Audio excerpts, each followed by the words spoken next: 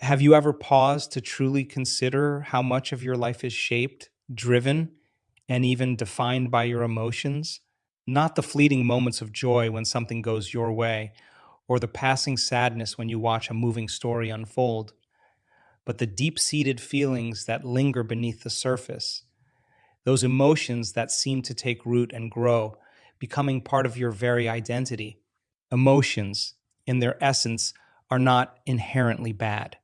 Far from it. They are the natural end product of an experience, the echoes of moments that shaped you. They are proof that you have lived, loved, lost, and learned. But here lies the real question. How long do you let those emotions stay with you? How long will you carry them before they begin to weigh you down? Emotions like frustration, bitterness, grief, and regret are often the hardest to release. They are sticky, persistent, and insidious. They don't just pass through, they linger and take residence, embedding themselves so deeply that they can begin to define who you are. In time, they become more than feelings, they become your story. The event that first triggered the emotion may have long passed, but your brain, steeped in the chemical residue of that emotion, keeps replaying it like a familiar song. Why do I feel this way? You might ask yourself. And your brain, in its infinite capacity to connect, will serve up the answer, replaying the past moment that hurt you, disappointed you, or made you feel small because they betrayed me, or because I wasn't enough, or because life just isn't fair. This becomes a cycle. Each time you revisit that emotion, the memory grows stronger, more defined, and more tethered to your sense of self. What once was an isolated event becomes the foundation of an identity. I am this way because of what happened to me. And yet, if you were to take a step back and observe your life with a new lens, you might see something startling. You might see that the event itself, the thing that caused the emotion, is long gone, a distant part of the past. It exists now only in the way you relive it, in the emotions you choose to carry forward. What if the real weight isn't the event, but the feelings you've attached to it? What if the only thing keeping the pain alive is your unwillingness to let the emotion go? The key, then, is not to keep revisiting the event. Rehashing the details or trying to make sense of why it happened will not free you from its grip. Instead, the way forward lies in overcoming the emotion itself, in releasing the energy that has been stuck in place since that moment, because emotions at their core are energy. They move through the body, through the mind, through the heart. When they flow freely, they serve their purpose. They signal, they guide, they teach, and then they move on. But when we hold on to them, when we fixate on the story or resist the feelings, that energy becomes trapped.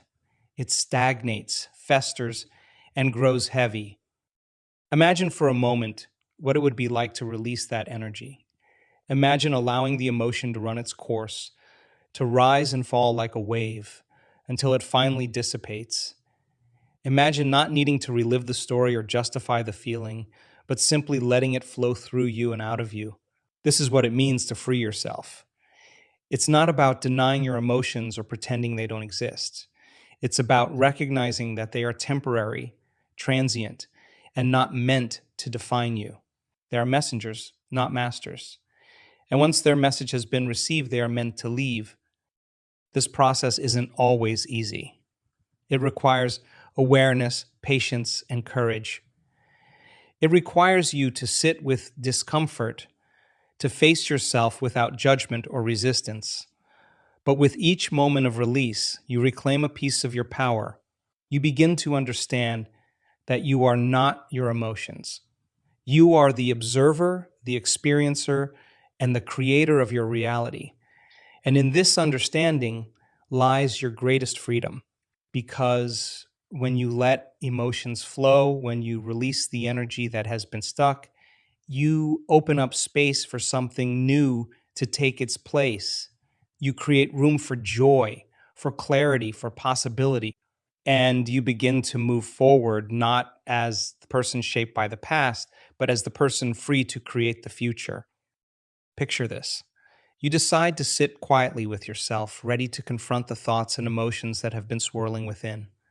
At first, it seems like a simple task, just sitting, breathing, and being present. But almost immediately, your body begins to resist. A restlessness creeps in.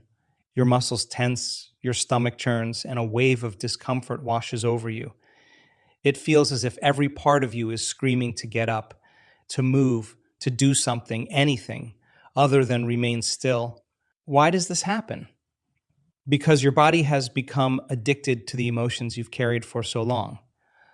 Those familiar feelings, frustration, anger, sadness, may be unpleasant, but they are what your body knows.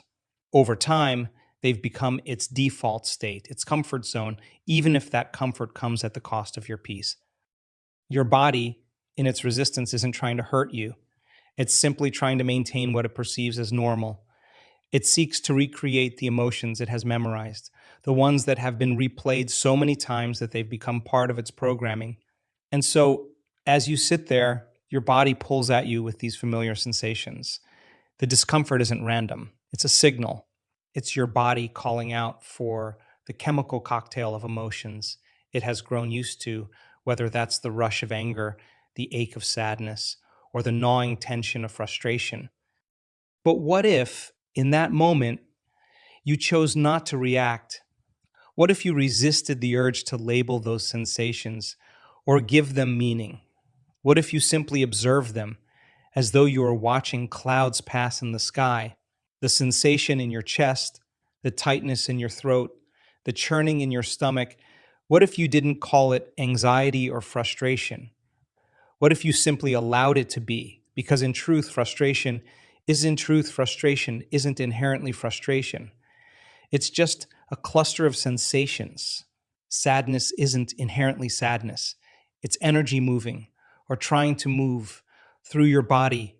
When you label it, you anchor it. You give it meaning and power. But when you let it exist without judgment, you begin to reclaim your power.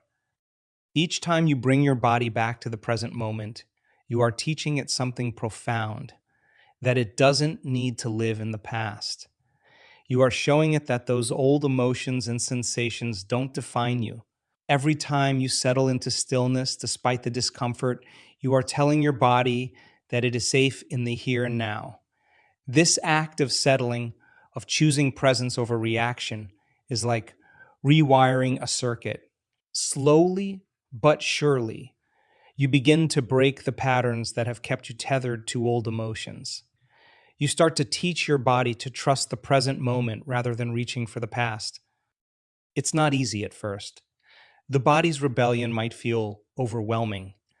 The pull of those emotions can be strong, almost magnetic, drawing you back into old stories and familiar pain. But with practice, something begins to shift. The volume of the discomfort lowers. The sensations lose their grip. And in the stillness that follows, you start to feel something new, something lighter, freer. You begin to experience the side effects of breaking the addiction to old emotions. Joy, clarity, and possibility start to seep in, like sunlight breaking through a cloudy sky. This process is transformative. As you continue to return your body to the present moment, you remind yourself and your body that you are not defined by the past. You are not the sum of your old emotions or the stories you've attached to them. You are something greater, something deeper. And in this realization, you reclaim your freedom. The discomfort that once felt unbearable becomes a doorway, a threshold you step through to reach a place of peace and empowerment. You come to understand that every sensation, every moment of unease is simply energy waiting to be released. And as you release it, you create space for something far more powerful, the life you were always meant to live. Grief is a natural process, an essential part of being human. It is a biological necessity, a way for the mind and body to cope with the absence of something or someone deeply cherished.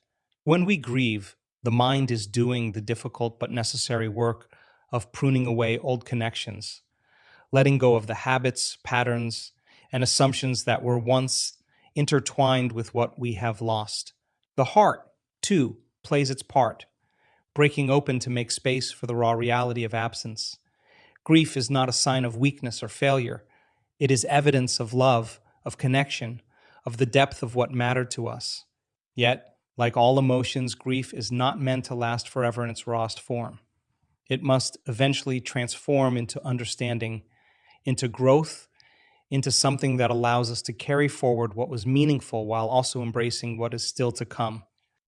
Imagine for a moment the profound pain of losing someone you love. The weight of that loss feels as though it could crush you, and the ache is so constant and consuming that it seems impossible to imagine life without it. Every memory feels like a dagger, every quiet moment an unbearable void. The loss feels insurmountable, and the grief settles over you like a heavy fog, obscuring all else.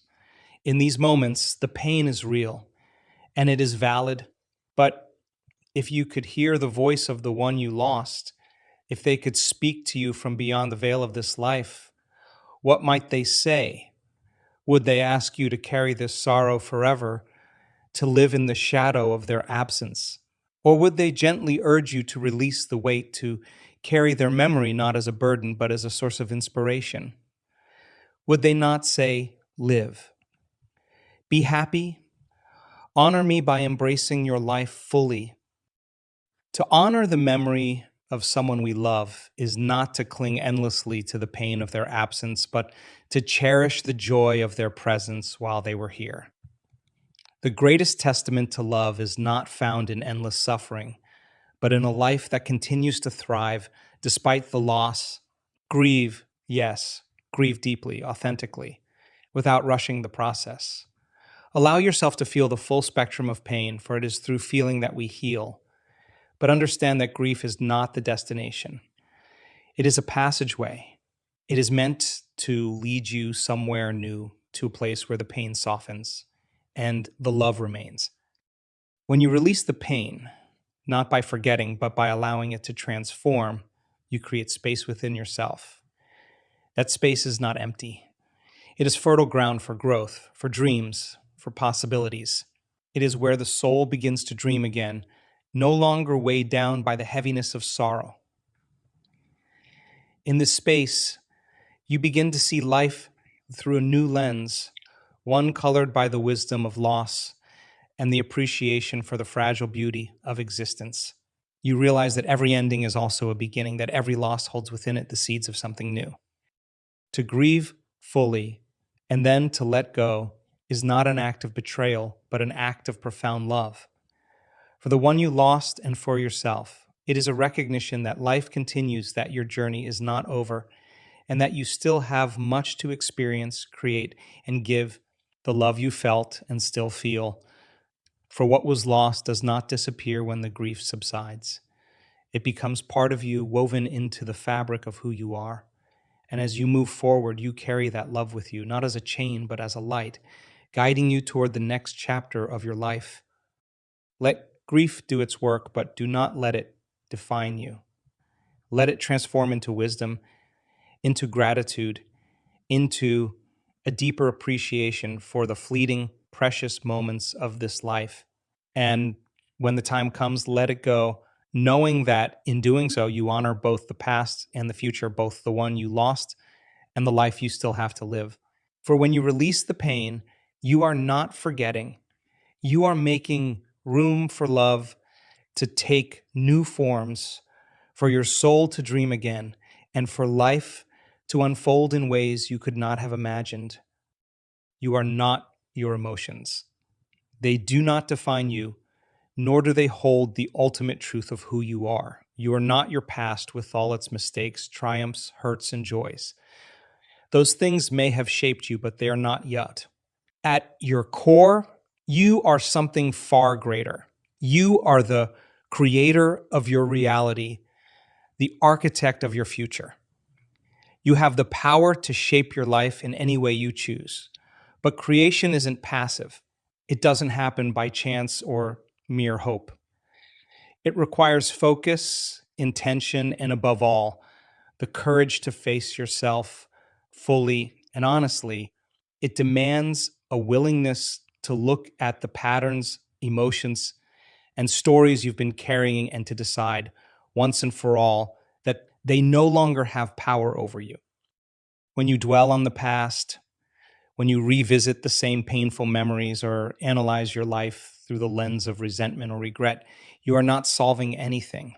You might believe that by thinking about it long enough, you'll find closure or understanding, but in reality, you're only reinforcing the very pain you wish to escape. Your brain doesn't distinguish between a memory and the present moment. Every time you replay that hurtful event, your brain and body experience it as though it's happening all over again. You're not just remembering the past, you're living in it. And the evidence is clear. Studies of the brain show that when you're caught in a loop of negativity, your neural networks grow more rigid, more limited. The parts of your brain responsible for creativity, problem solving, and higher thinking begin to shut down, while the circuits that keep you stuck in survival mode, the fight, flight, or freeze response, come stronger. It's like reliving the trauma every single day with no escape. But what if there is an escape? What if instead of wrestling with the past, you chose to let it go? Imagine for a moment that you sit still. You stop running from the discomfort and stop trying to fix the unfixable. You simply breathe and allow yourself to be here now. At first, the noise of your mind might seem deafening. The stories of pain, anger, or loss may rise up, demanding your attention. But if you stay with it, if you resist the urge to engage or react, something miraculous begins to happen. The noise quiets, the tension eases. You begin to notice a spaciousness within yourself that was always there but had been overshadowed by the chaos of your thoughts and emotions. In this stillness, something profound occurs. You liberate energy. Energy that was once tied up in reliving the past and holding on to resentment and fearing the future. Energy that had been trapped in the loops of your mind is suddenly free to move, to expand, to create. In that moment, you break free from the chains of the past. The memories may still exist, but they no longer define you. The emotions may still arise, but they no longer control you. And as you step into this newfound freedom, you begin to see the world differently. The future, which once seemed tainted by old wounds, opens up before you like a blank canvas. For the first time, you realize that the possibilities are endless. You see opportunities where before there were only obstacles. You see potential where there was once only fear. This is the power of presence. When you let go of the past and stop resisting the present, you open yourself to a future that is not a continuation of old patterns, but a creation of something entirely new. And so the act of sitting still, of facing yourself, is not a small thing.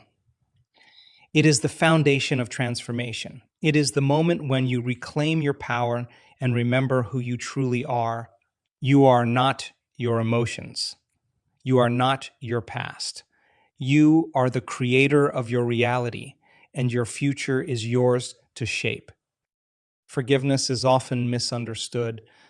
People sometimes think it's about excusing someone's actions, condoning what they did, or letting them escape accountability. But true forgiveness is not about the other person at all. It's about you. It's about setting yourself free from the emotional weight of resentment, anger, and pain that ties you to the past. When you hold on to those feelings, it's as if you're carrying a heavy chain wherever you go, a chain that keeps you anchored to the moment of hurt. No matter how much time passes, the memory and its emotional charge continue to define your present and influence your future. But when you forgive, you break that chain. You release yourself from the grip of the past, and in doing so, you reclaim your ability to move forward unburdened. Releasing resentment is not a sign of weakness. On the contrary, it requires tremendous strength.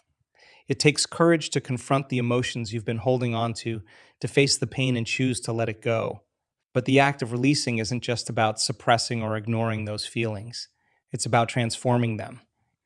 When you overcome the emotion, you rob the past of its power over you. You take control of your narrative, rewriting it not as a story of victimhood, but as one of growth and resilience. And in that transformation, something extraordinary happens. You create space not only for yourself to move forward, but for others to change as well. Forgiveness doesn't mean you have to reconcile with the person who hurt you.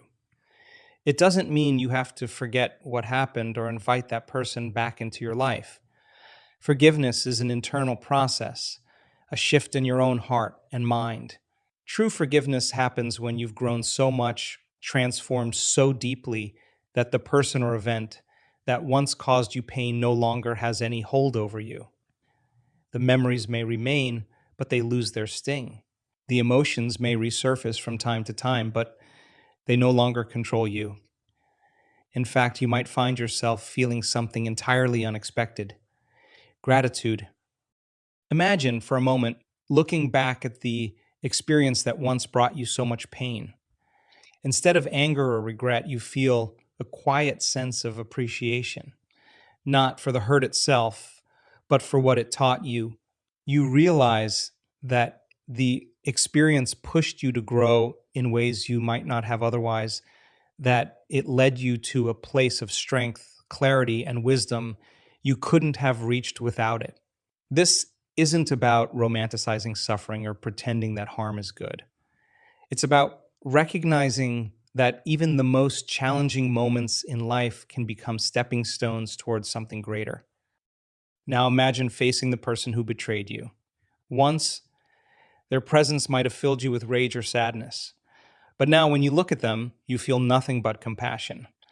Not because they've apologized or made amends, though they might have, but because you've changed.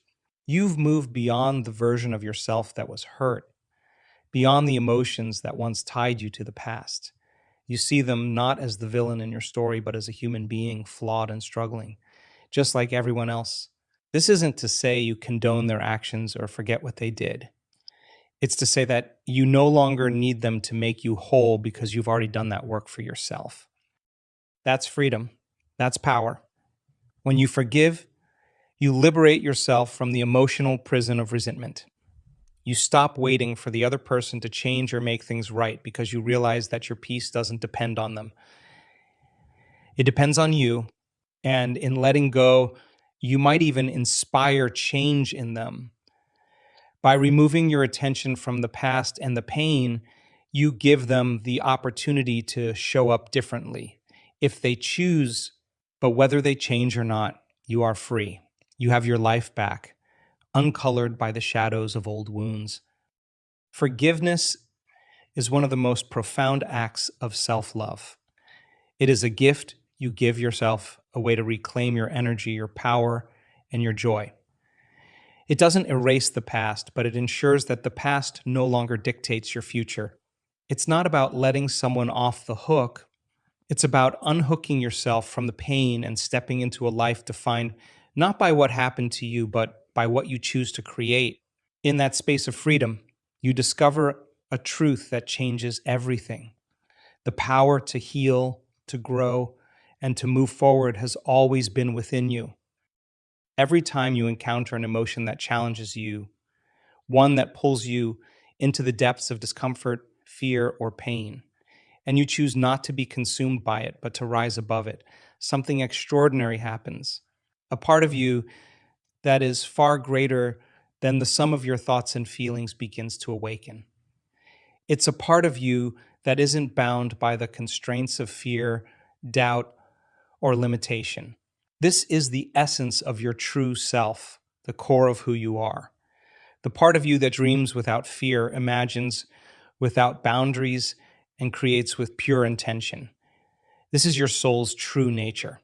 It is vast, expansive, and boundless, driven by an innate desire to explore, to grow, and to love deeply and unconditionally.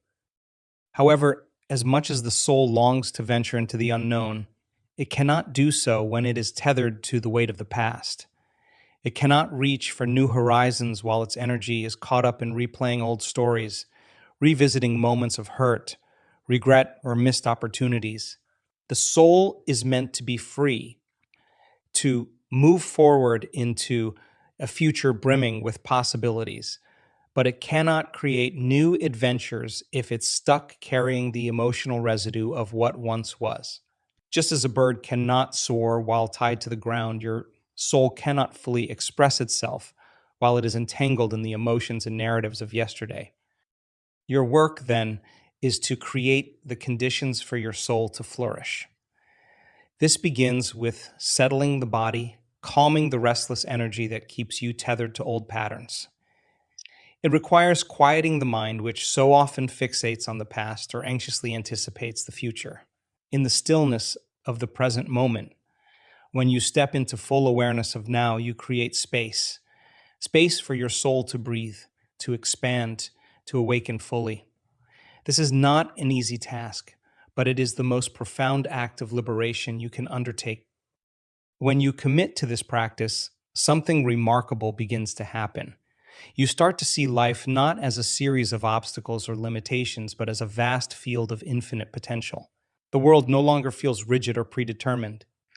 Instead, it becomes a canvas waiting for you to shape it with your thoughts, intentions, and actions. You begin to understand that the past does not dictate your future and that your emotions, while valid and important, do not define who you are. In this space of clarity and presence, you reclaim your power as a creator.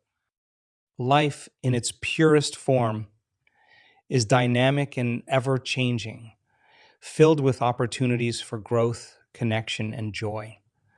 When you step into the present moment with full awareness, you align yourself with this flow. You start to see the beauty in the simplest of things: a sunrise, a smile, a breath, and you realize that each moment holds within it the seed of transformation. This is where your soul truly thrives, not in the confines of the past or the anxieties of the future, but in the boundless, limitless potential of now. Each time you choose to rise above an emotion, to see it for what it is, energy moving through you rather than a permanent part of you, you strengthen this connection to your soul. You remind yourself that you are more than your reactions, more than your circumstances, and infinitely more than your past. You begin to embody the truth that you are a creator capable of shaping not only your own life, but also the world around you. And as this truth takes root within you, the field of infinite potential that is life becomes your playground, your canvas, your masterpiece.